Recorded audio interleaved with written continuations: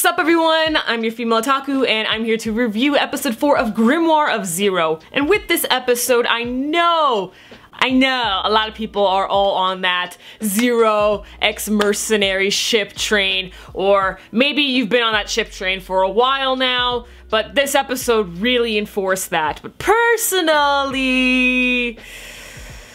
I prefer them to be friends. Honestly, we just have so much anime where the two main characters, which are like the main female lead and the main male lead, they, you know, maybe they don't like each other at first, or maybe they were friends at first and stuff, and then in the end they fall in love. It's the same shebang that we've seen every single time, and we fall for it every single time. And when I saw the dynamic of Zero and Mercenary in the first episode, I was just like, whoa!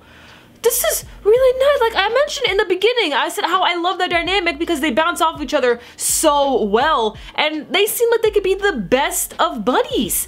I've mentioned that. I want them to be friends, honestly, and this episode kind of destroyed that for me when you just had, you know, Zero asking what a kiss was, and then later on she wanted to kiss Mercenary. Of course, she still doesn't really know what love is, because Mercenary told her, like, what a kiss, like, is, like, what you do, like, when you should kiss someone, and Zero's just still like, oh, yeah, I know, so come on, let me kiss you, and I just still like, oh god, Zero, no. I know I'm gonna be the minority in the situation. It's all good if you like this ship or whatever. I'm just saying I don't. So Zero was raised in a cave. We knew that already. But she also stayed in there because she was surrounded by a bunch of books on magic and sorcery. So she read all of them and then made a book of her own, that being the Grimoire of Zero. And the Grimoire is actually made up of 4 books, we find out. And Albus specializes in one of them, but not so good with the others. And Zero, apparently, it is hinted that Zero made the Grimoire so that the food would taste better because she hated the shitty food. And it's just like, Zero, this book that can destroy the world is supposed to make the world's greatest food. Fantastic.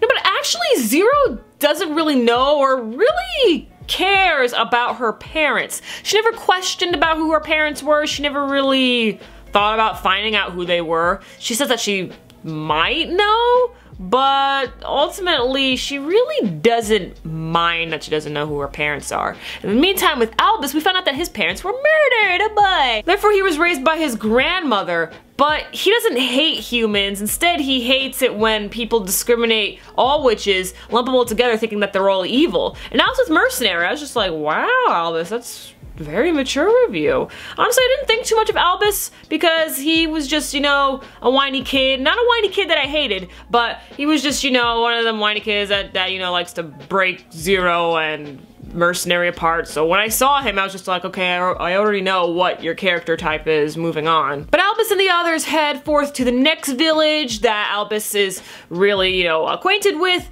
but unfortunately, it turns out that the village is burned down and there's a bunch of people dead. So why did this happen, and what can our gang do about that? Another thing I want to mention before I end this review is Mercenary and his human soul. Zero has mentioned time and time again how Mercenary has such a pure human soul, and even though he is a beast fallen, he is a better human than all the other humans out there. Even Zero is doing a little bit of discriminating herself, if you notice. For example, in this episode, Mercenary, he roared at the kids, but not to be mean or anything. It was because it's to show the kids that they shouldn't trust all beast fallen. And I can understand why he would do that, considering the fact that we don't want the kids to come across a beast fallen that is on their impulse to eat humans. But then later on, Mercenary and Zero help out the children, and one of the kids actually gave Mercenary a gift. Now, when an item is given to the main character, you know it's going to be useful later on. So is there something inside this necklace, or perhaps will the necklace be a reminder that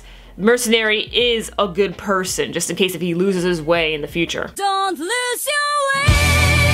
As always, let me know your thoughts on this episode. Do you support the Zero and Mercenary ship? Do you not really care about it? And catch me tomorrow as I review Akashic Records and Suka Suka. I'm your female otaku.